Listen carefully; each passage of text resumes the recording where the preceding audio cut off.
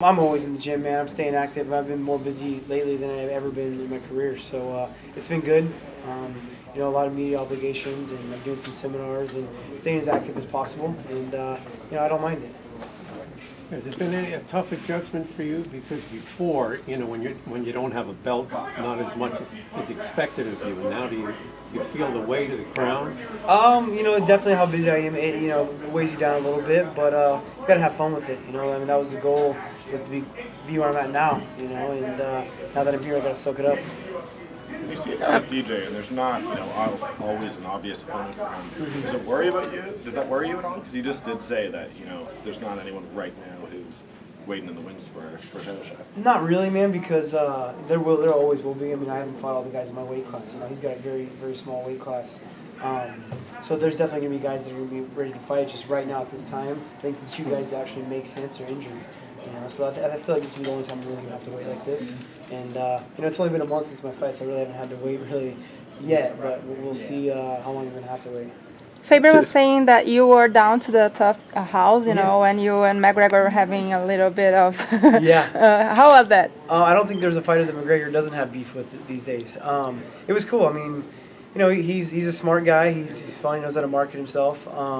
He's trying to get under Uriah's skin by saying that I'm a traitor and I'm, his enemy. I think it's the only thing he had against Uriah, and so he harped on it a lot. But he's kind of got to laugh that guy off a little bit. He's all talk. I think he's more interested in how much money he's making now than actually getting better in the sport. So are you the stake in the grass, TJ? No, not at all, man. Absolutely not. How do you think that fight's gonna go? Like between McGregor and Aldo? I see Aldo winning the fight. I think he's got, McGregor's real confident, but I think he's got his hands full when it comes to the fight. Aldo's pound for pound best in the world, and he's definitely shown it time and again. What do you think about when he talks about how his numbers are better than all y'all numbers when it comes to the money side, the business side of things? Does that bother you when he's calling y'all out saying, "Oh, your numbers are puny compared to mine" and all that good stuff? It's hard to argue. I mean, he had more guys at weigh-ins than I think I did in my fight in Sacramento. That was crazy. But like I said, though, he's a little bit too worried about how much money he's making and not actually getting better in the sport, I feel. And that's a little annoying when it comes to it. Especially from a fan of the sport. I'm more into the guys that are, humble and wanting to be a professional in the sport, and he's just all about the money.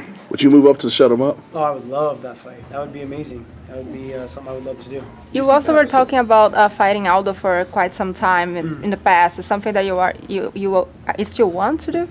Obviously, I would love these fights. It's all about all about the timing and if it can happen, and if the UFC lets it happen.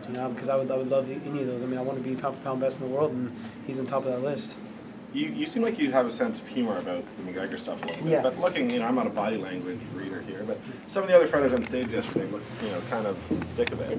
Do you get a sense that that's that it's changing a little bit? Yeah, obviously I saw Cerrone, I think, before he went and did the event. He's pretty pissed off about it, and there's definitely some guys that he's getting under their skin a lot, I laugh the guy off. I try to stay as professional as possible. I'm not going to get into that game of talking trash with him. And if you're going to argue with him, it's almost like a grade school argument. Whoever talks louder and the longest is going to win that one. He doesn't let anybody ever talk, and it's just not my style. What'd you learn from him by being with him in the Ultimate Fighter house? Not much, man. He was hardly there. He didn't really even show up. He was just there for the weigh-ins and fights. It seemed like he wasn't there for his team at all. I learned that he's like I said, smart about marketing himself. He's doing good at that, and he's, like he says, got those numbers. Do you want to coach a future season? I would love to, yeah. Have you already expressed that to the? I told him, and then the producer of the show too, as well. Is like, when are we going to get you on here? And I told him I'd already been wanting to do it, and I think it'd be a lot of fun. I think I'd be good at it. I think I'd be a good coach for the season.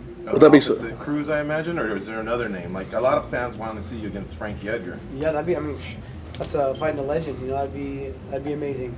I'm hoping Cruz gets back sooner than that, sooner than us being able to coach the season. That'd be a long layoff for me, so I'm hoping he gets back sooner than that. Would that be surreal for you since you've been on the show and been a competitor, kind of like going full circle? That would be real crazy, man. I've got to help out coaching the season twice, and that was even pretty cool for me when Uriah's coached it. But it'd be real cool to have my own team, have my name on the jerseys, and it'd be pretty cool. How does it feel to finally put Barão back in the past? Feels good, not all my questions are about Barão anymore for the last, year and a half, it seemed like. So it does feel good, and especially to do it the way I did, I feel real good about it. After your last fight, How's the environment between Alpha Male and your coach, Dwayne? You know, that's a tough situation, and I think things got blown out of proportion.